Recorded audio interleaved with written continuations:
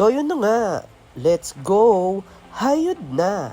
For today's video, pupunta tayo ng simbahan ng Kalamba dahil favorite ko doon. At syempre, bago ang lahat, magpapaalam muna tayo kay Papa na pupunta tayo ng Kalamba. Sarado nga ang sementeryo pero napilit pa rin namin puntahan si Papa. Napakalupit mo talaga pa, kaya miss na miss kita eh. Kahit sarado, mabubuksan pa rin namin dahil sa'yo. I miss you pa and I love you.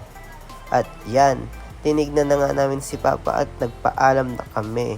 At pagkatapos niyan, pumunta na kami ng simbahan ng Kalamba. Tignan nyo naman, sino ang hindi mawiwili sa pagpunta dito sa simbahan na to. At syempre, nagdasal na rin ako dyan. Pagkatapos kong magdasal, pinidyohan ko na rin si Mami.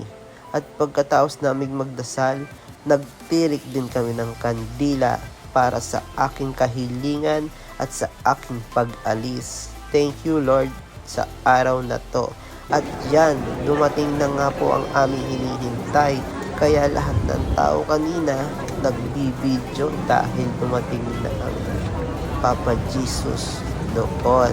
At yan, ang daming nagbibidyo. At pagkatapos nun, syempre, hinawakan ko si Mami dahil pipila kami para makahawak at palakasin pa tayo at matupad namin ang aming kahilingan sa mundong ito.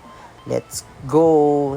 At yan, sabi ko nga po dyan ingatan niyo po ako sa aking pag-alis at syempre dapat malakas po ang aking pamilya hanggang makauwi ulit ako dito sa Pinas. Thank you Lord. At syempre pagkatapos niyan, pumunta na rin kami sa labas. At sakto nga, at eto dumating na rin po ang mga mahal na birhen. At syempre, galing din po sila sa lakad. At tinulak na po nila at napakaganda talaga sa Kalamba. Sana makalipat ng Kalamba balang araw. Kapitbahay na Rizal. Let's go! At yan, tingnan nyo naman po, napakaganda. Pagmasdan. Kumuha nga pala ako ng bulaklak dyan. Kaso konti na lang at binigay ko rin kay Mami. At pagkatapos nyan, eto na rin po, binidyohan ko na rin ulit si Papa Jesus dahil patapos na rin po ang misa. At yan, inulit ko po silang videohan at nagpasalamat sa araw na to. Thank you po sa inyo. At pagkatapos nyan, pagdating namin sa Mamatid, mayroon pa din. At yan, kaming mag-asawa, waiting na lang ulit. Let's go!